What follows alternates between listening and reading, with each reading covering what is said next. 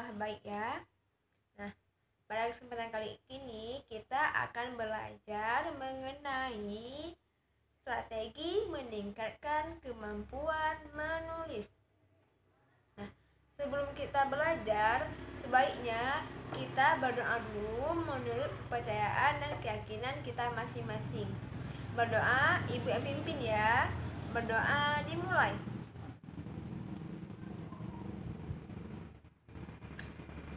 Berdoa selesai. Nah, sekarang Ibu mengabsen dulu ya. Tetapi sebelum Ibu mau absen kalian, coba dulu berdiri semuanya. Tengok di sekeliling kalian ada sampah nggak? Tengok di kolom meja kalian ada sampah nggak?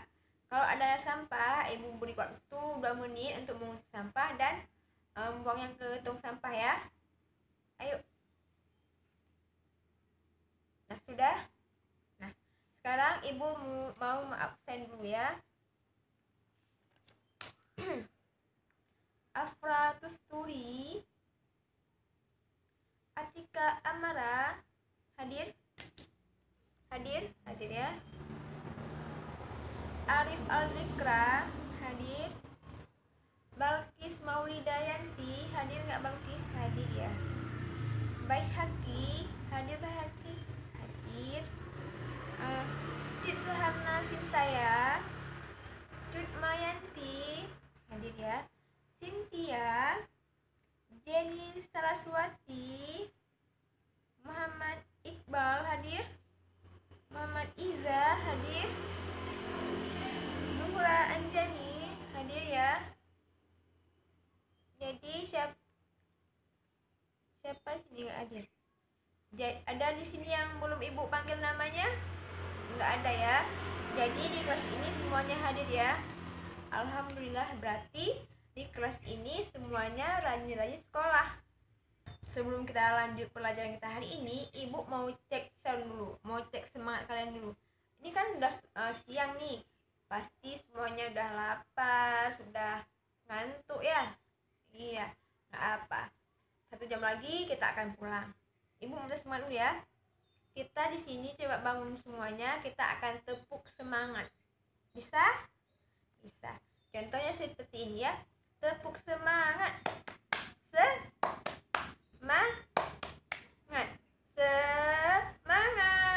Bisa? Bisa ya.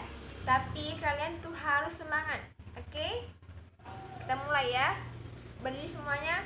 Tepuk semangat. Semangat. Oke. Biar kita fresh dulu, kita harus tepuk semangat. Kembali kepada pembelajaran kita hari ini. Kita akan belajar mengenai strategi dalam meningkatkan kemampuan menulis. Nah, tetapi Ibu mau tanya dulu, kan minggu lalu kita belajar mengenai keterampilan menulis, pengertian menulis, apa itu menulis, fungsi menulis, tujuan menulis, jenis-jenis menulis, dan lainnya. Nah, Ibu sekarang mau tanya dulu, apa itu, untuk apa sih tujuan menulis itu apa? Untuk apa tujuan menulis? Apa? Iya, untuk mengembangkan ide, gagasan, dan juga cara berpikir kita. Nah, jadi siapa di sini yang tahu fungsi dari menulis? Apa? Iya, untuk mengembangkan gagasan, untuk mengenali potensi yang ada pada diri kita, mengembangkan imajinasi kita, dan juga untuk melatih cara berpikir kita secara kritis. Nah, sedangkan tujuan menulis apa? Ayo. Apa? Iya, untuk memberitahu, untuk memberi informasi, ya kan, untuk mendesak seseorang. Nah, dan juga untuk menceritakan sesuatu. Betul sekali. Jadi kita sebelum masuki strategi menulis, kita harus tahu dulu ya kan, apa itu menulis, fungsi menulis, dan tujuan menulis. Nah, jadi kan kalian sudah tahu tuh tadi tujuan menulis apa, kalian sudah ingat lah ya kan. Selanjutnya kita akan belajar mengenai strategi-strategi dalam meningkatkan kemampuan menulis kita. Karena kita sudah tahu tujuannya apa, jadi kita harus meningkatkan dong kemampuan kita menulis. Nah, yang pertama sekali yaitu dengan melakukan pendekatan written workshop. Jadi strategi-strategi dalam meningkatkan kemampuan menulis kita yang pertama sekali dengan cara pendekatan written workshop, yaitu dimana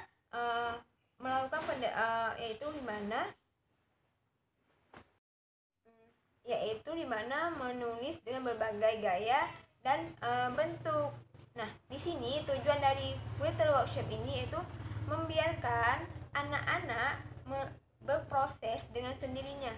Karena misalnya kita membiarkan anak-anak mencoret gambar atau mencoret dinding, karena proses menulis ini itu berawal dari kita sendiri. Kita biarkan dulu anak-anak kita mencoret gambar atau mencoret dinding, tetapi kita harus menyiapkan dinding yang khusus untuk orang ini mencoret. Nah, yang kedua itu memilih topik sesuai dengan yang kita mau.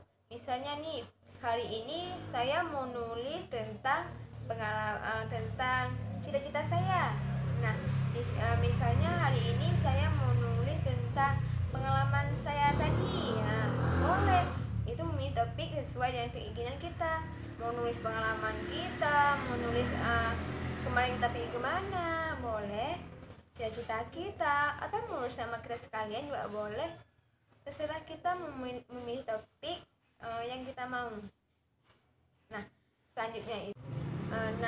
selanjutnya itu waktu dalam menulis. Misalnya kita membiasakan diri kita untuk menulis misalnya 10 atau 15 menit. Itu kita tulis apa saja setiap hari, baik hobi kita, cita-cita kita, atau kita mau apa setelah ini.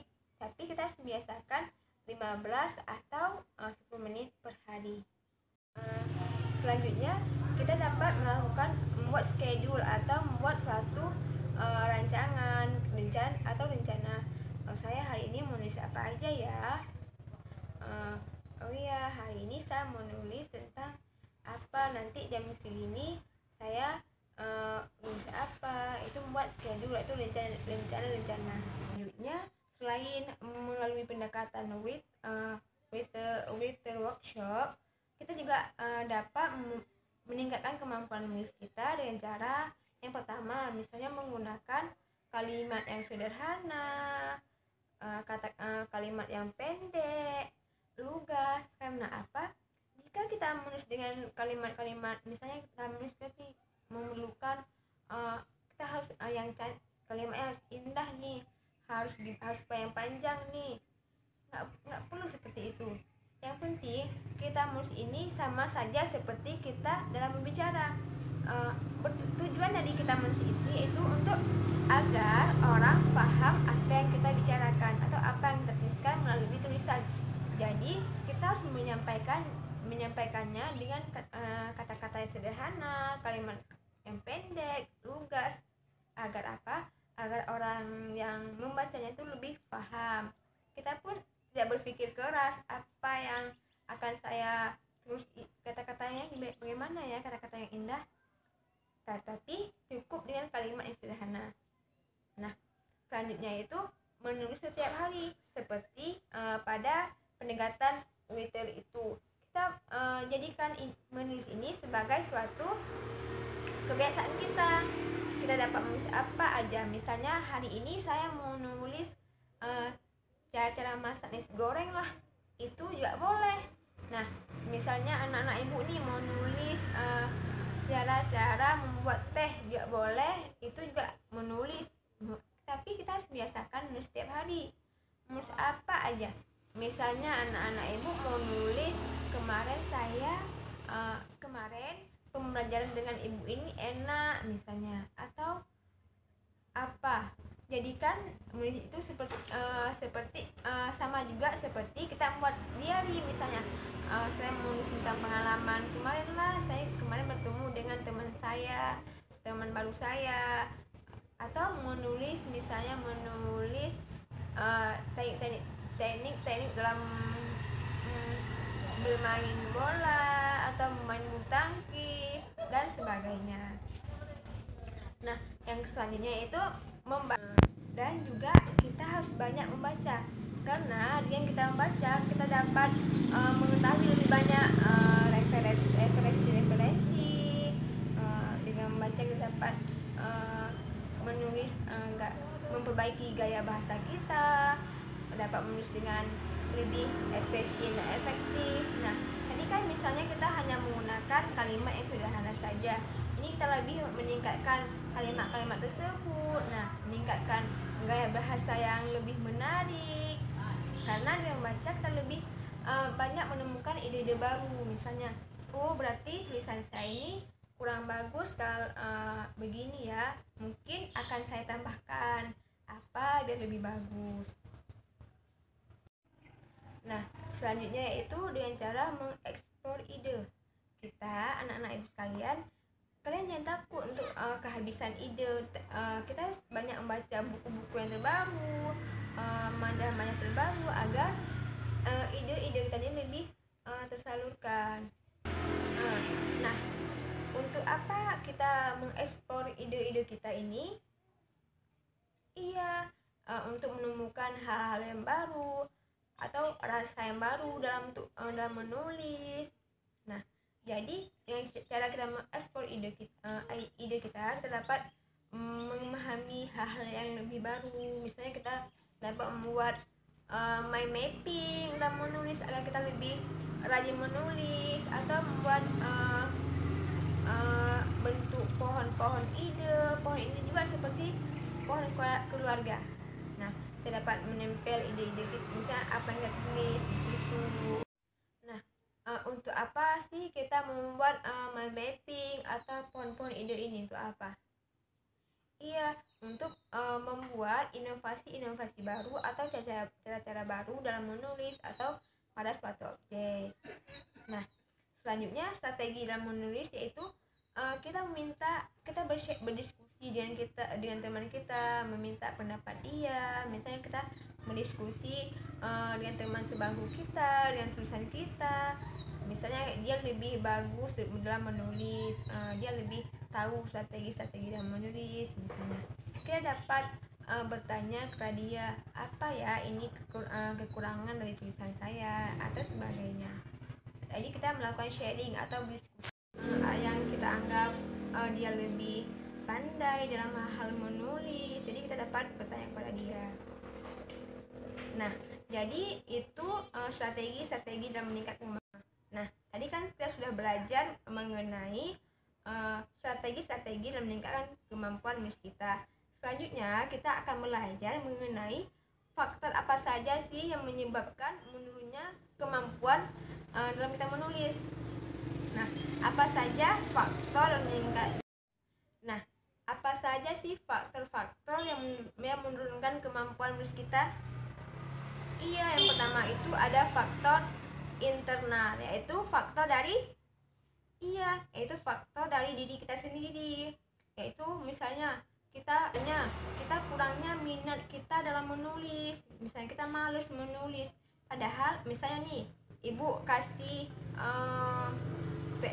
rangkuman, kalian pasti malas menulis, pasti rasanya bu kan udah ada buku.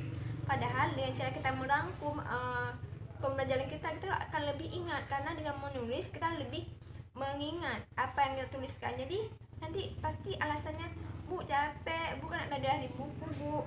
Nah, itu salah, karena dengan kita menulis kita lebih mengingat apa yang akan kita pelajari nanti.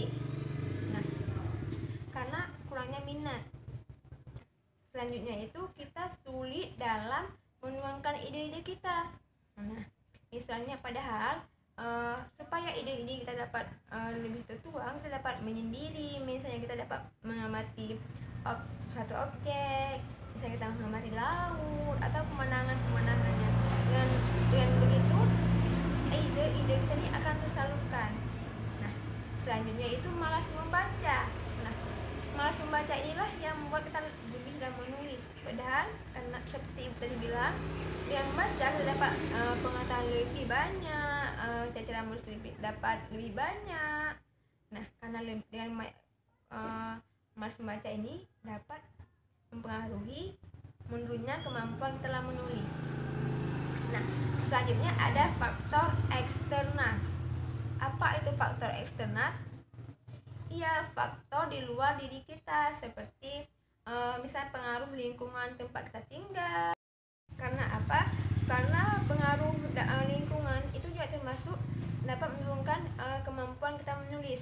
Nah, misalnya nih, kita berteman dengan orang yang malas membaca, malas belajar, malas menulis, dengan begitu kita akan mengikuti dia. Kita juga menjadi malas menulis, malas belajar, dan sebagainya. Jadi kita harus pandai-pandai memilih teman bergaul kita dengan siapa. Dan juga karena lingkungan ini juga sangat berpengaruh dalam pendidikan kita atau dalam meningkatkan kemampuan menulis kita. Nah, jadi itu saja. Nah, sampai di sini anak-anak ibu ada yang ingin bertanya tentang strategi-strategi dalam meningkatkan kemampuan menulis. Apa itu menulis? Misalnya ada yang bertanya, faktor-faktornya sudah jelas, apa perlu diulangi? Ada yang bertanya? Nggak ada. Kalau nggak ada, ibu anggap kalian sudah paham apa yang ibu jelaskan hari ini ya. Nah, ibu mau tanya, sebelum ibu tanya nih sama kalian, ada yang ingin bertanya nggak? Nggak, dah ibu yang bertanya ya. Apa itu menulis? Iya, menulis adalah mengungkapkan gagasan-gagasan, pemikiran, ide kita, pengalaman kita, dan juga pengetahuan kita, pengalaman kita melalui media. Iya, melalui media tulisan atau media tulis dengan menggunakan lambang-lambang atau simbol-simbol atau kata-kata.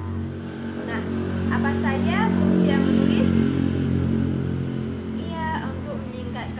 Kemampuan kita, untuk meningkatkan gagasan-gagasan kita, untuk membiarkan kita lebih mengingat apa yang kita tulis. Nah, sedangkan tujuannya apa? Iya, untuk memberitahu, untuk memperjelas seseorang, untuk menceritakan sesuatu, untuk memberikan informasi, dan juga untuk mendesak seseorang. Nah, jadi strategi-strategi dalam menulis apa saja? Iya, nah yang pertama itu melakukan yang pendekatan writer workshop. Yang kedua, menggunakan kalimat sederhana atau kata-kata yang sederhana, kalimat yang pendek, dan juga lugas agar orang yang membaca lebih paham apa yang kita tulis. Selanjutnya, dengan membaca. Yang ketiga, menulis setiap hari. Menulis apa saja, baik itu cara memasak atau cara membuat teh. Nah, selanjutnya itu apa? Membaca, menuangkan ide-ide kita, dan yang terakhir melakukan diskusi tentang tulisan kita, melakukan sharing dengan teman-teman kita. Nah, sudah paham kan anak-anak ibu sekalian?